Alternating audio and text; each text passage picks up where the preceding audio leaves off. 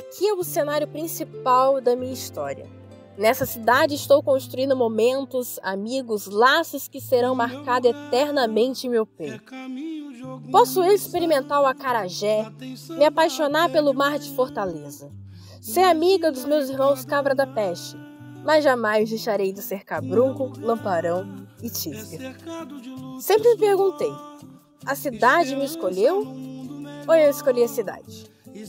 Ela viu meu choro, minhas conquistas, minhas derrotas, ela viu minhas vitórias. Talvez em outro canto do mundo eu não suportasse tanta dor e tanta angústia. Mas é no braço da minha família, é no sorriso dos meus amigos, é cortando o Rio Paraíba todos os dias que eu sei que eu vou vencer. Campos, eu te amo tanto, por isso eu não posso deixar de perguntar.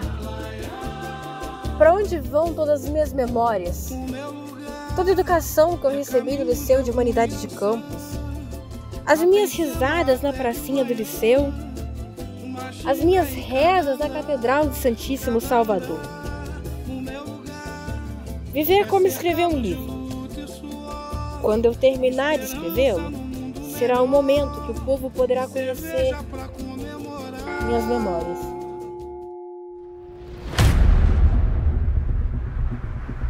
Aqui se encontra o fim de tudo.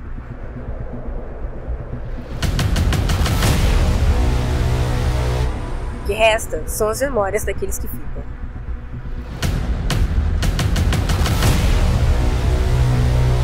Esse é o tipo de patrimônio que poucos pensam em visitar.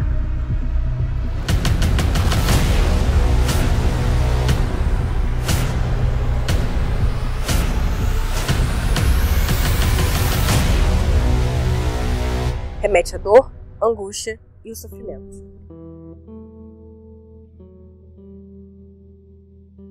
Olá, eu sou Esther. Bem-vindos ao documentário do Cemitério do Caju.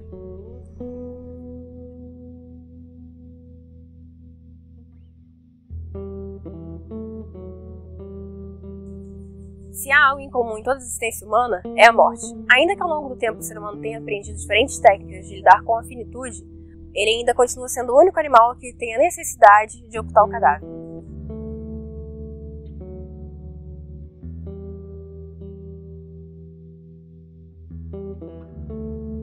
Tal prática aprimorava o enterro em solo sagrado e se envolvia de maior salvacionista, pois o destino dado ao cadáver estava implicado no processo de salvação da alma.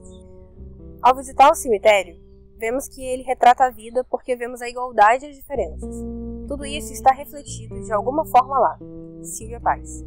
Percebemos diferentes maneiras da sociedade expressarem um sentimento sobre a morte, mas sempre mantendo a ideia de conservar a memória do morto pela imagem, numa tentativa de manter viva a sua identidade. Para o cristão, a fé na vida eterna representa um elo entre o mundo dos vivos e o mundo dos mortos.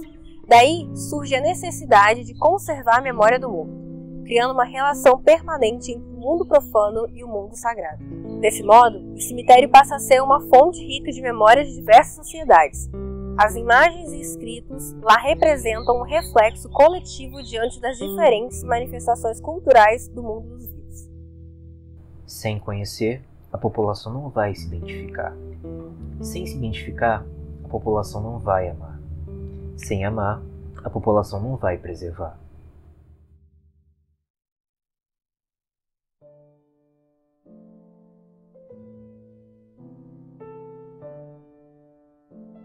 Olá, gente, eu sou a Catarina Sayuri. Vim falar um pouco mais sobre o Cemitério do Caju.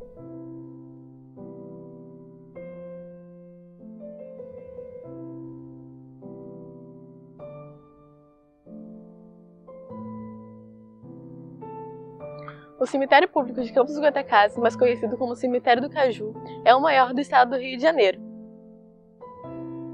Reúne esculturas que são expressões de arte e riqueza econômica da sociedade e a simbologia maçônica de arte tumular. Ele é criado a partir da promulgação da Lei de 1855 até o final do Império. Até 1841, os sepultamentos eram realizados no entorno e no interior das igrejas. Porém, a partir desse momento, Devido à epidemia de cólera e febre amarela na cidade, os enterramentos começaram a ser transferidos para o cemitério da Santa Casa de Misericórdia, que se localizava onde é hoje o estacionamento do Central Plaza no shopping. A sua função era o sepultamento de indigentes, escravos e injustiçados, ou pessoas que morriam em seu hospital e não podiam pagar por uma sepultura em uma das igrejas existentes na cidade, ou nas cidades vizinhas. Mais tarde, por falta de espaço e como medida de conservação de salubridade pública, foi transferido para outro lugar mais distante da vila, onde é hoje a Faculdade de Medicina de Campos, a FMC. Com isso, passou a ser chamado Cemitério do Quimbira pelos campistas. Porém, o cemitério do Quimbira estava se tornando um foco de infecção devido à falta de cuidados com relação aos enterramentos, pois os corpos estavam sendo sepultados amontoados na superfície do terreno, e isso representava um perigo constante para a população campista, já que essa cidade possuía um lençol freático alto e a decomposição dos corpos enterrados ocasionava a contaminação deste. Por esse motivo, a água se tornou um dos principais vetores da doença, e os escravos, que eram as pessoas que carregavam a água, se tornavam as principais vítimas do vírus cólera morbus. A inquietação que a pandemia poderia ser mortífera elevava cada vez mais a necessidade da compra de um extenso terreno para o sepultamento dos mortos em um cemitério público. Através do decreto de 19 de setembro de 1855, a Assembleia Legislativa Provincial sancionou a determinação de um auxílio do governo com a quantia de 10 contos de réis à Câmara Municipal de Campos para a compra do terreno e início das obras do cemitério público da cidade. Vale lembrar que até aquela data havia aumentado gradativamente o número de mortes na urbe campista.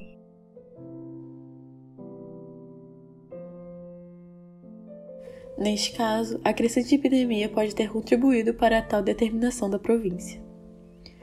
Após inúmeras discussões e devido ao avanço da epidemia, no dia 25 de outubro de 1855 foi benzido e finalmente colocado em funcionamento o cemitério público da cidade de Campos dos Goytacazes, tendo como primeiro administrador José Batista Roça Peçanha. Assim sendo, o cemitério ainda mantinha a característica de Campo Santo, apesar de afastado das igrejas por ser bento, o que indicava que era um cemitério destinado aos católicos e possuía jurisdição eclesiástica.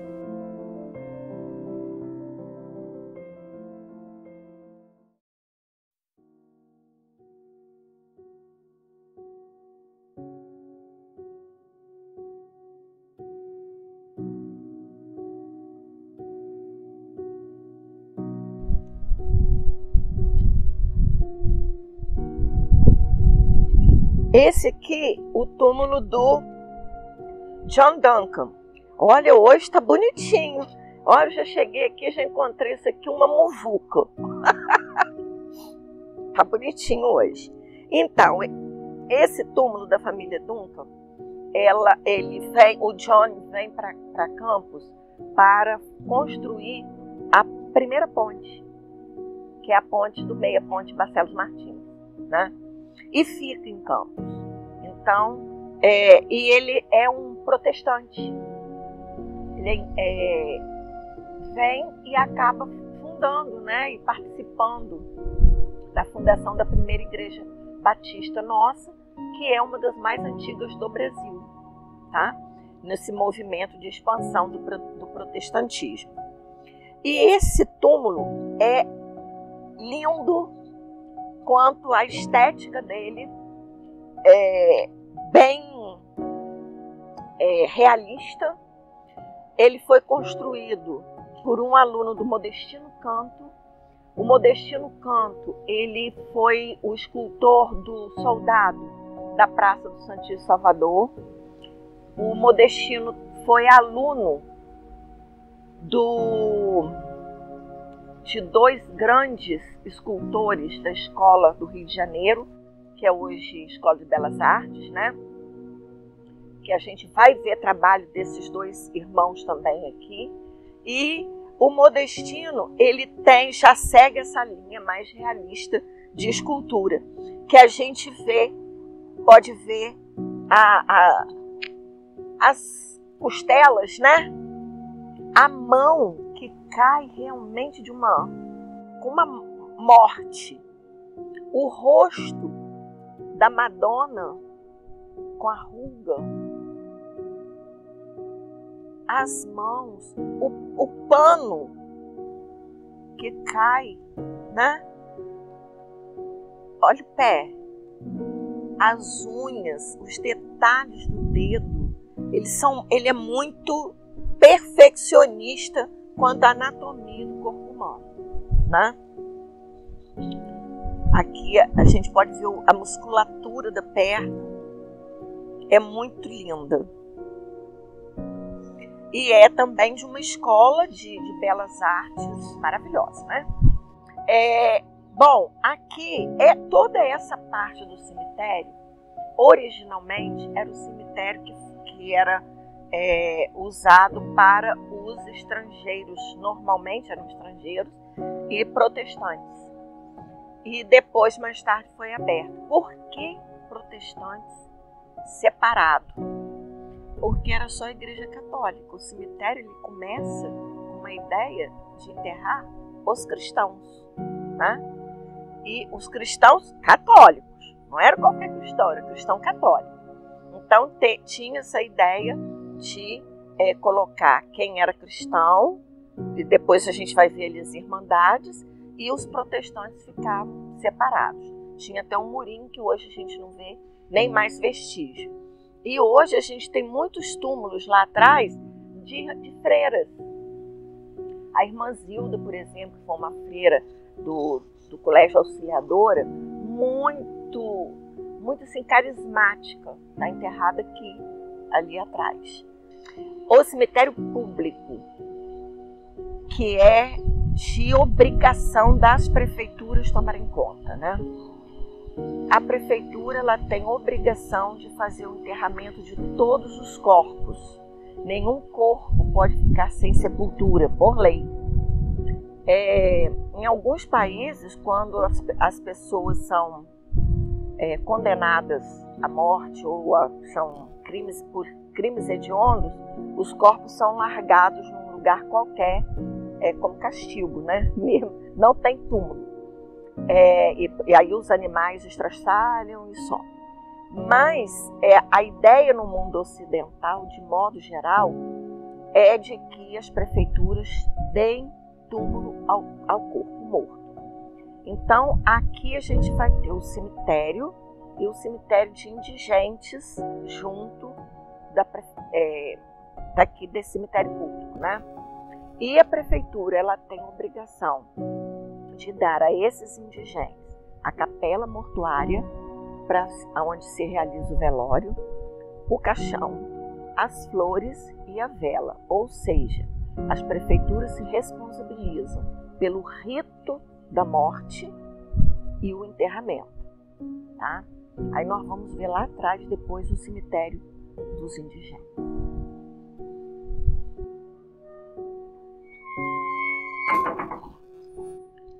Ele está no fundo da lagoa.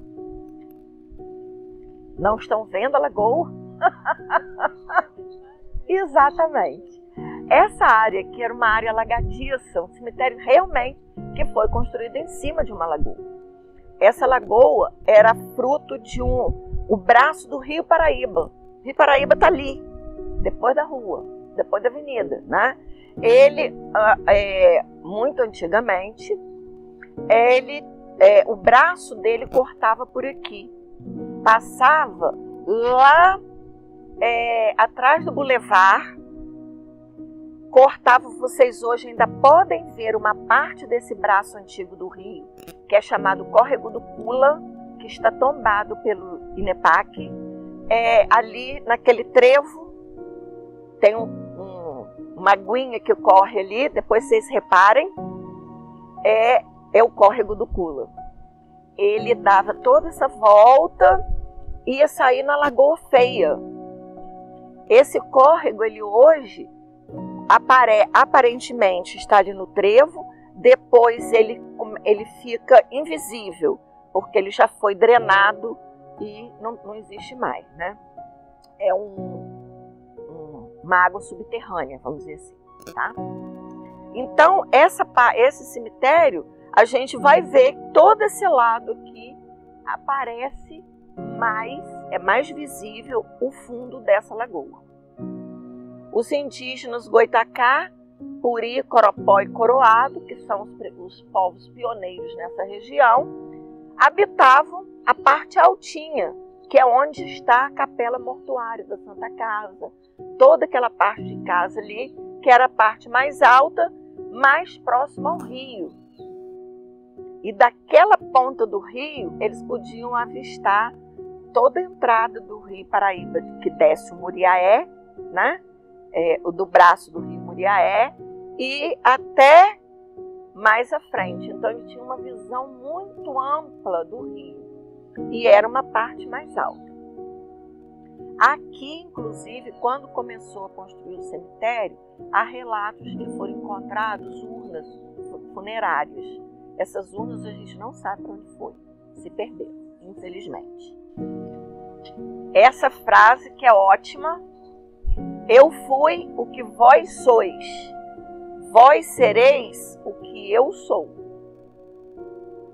O que dá para a gente todo o peso da finitude do nosso corpo. E lá também a gente pode ver, esse locus in quo habitamos, o lugar no qual habitamos. Isso é muito interessante porque aí a gente fala mesmo em população do cemitério, da mesma forma que a gente fala da população de uma cidade, né? De uma localidade. E aqui a gente vê também esse anjinho que distribui flores pelo caminho, que está ali triste, cabisbaixo.